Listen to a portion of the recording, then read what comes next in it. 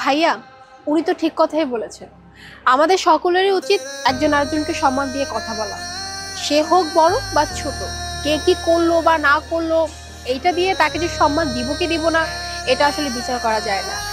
আর সম্মান দিয়ে কথা বলা, এটা তো সকল শিক্ষা প্রতিষ্ঠানেই শেখায়, তাই না? আর শিক্ষা প্রতিষ্ঠান বাদই দিলাম, এটা তো আমরা মানুষ, আমরা ফ্যামিলি থেকে শিখে আসি যে সবার সাথে সম্মান দিয়ে কথা বলা উচিত।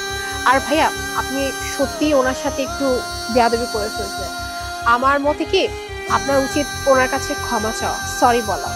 ভাইয়া, আই এম এক্সট্রিমলি সরি। আসলে আপনার সাথে এই ধরনের ব্যবহার করা আমার একদমই উচিত হয়নি। আমি না বুঝে করে ফেলেছি, আপনি আমাকে মাফ করে দিন প্লিজ। ভাইয়া, ওনাকে আমার সাথে নিয়ে চলুন। উনিও যেহেতু মিরপুর যাবে আর আমিও মিরপুর যাচ্ছি, আমরা শেয়ারিং করে চলে যাই প্লিজ। সমস্যা নাই আপামনি, ভেজান আপনি।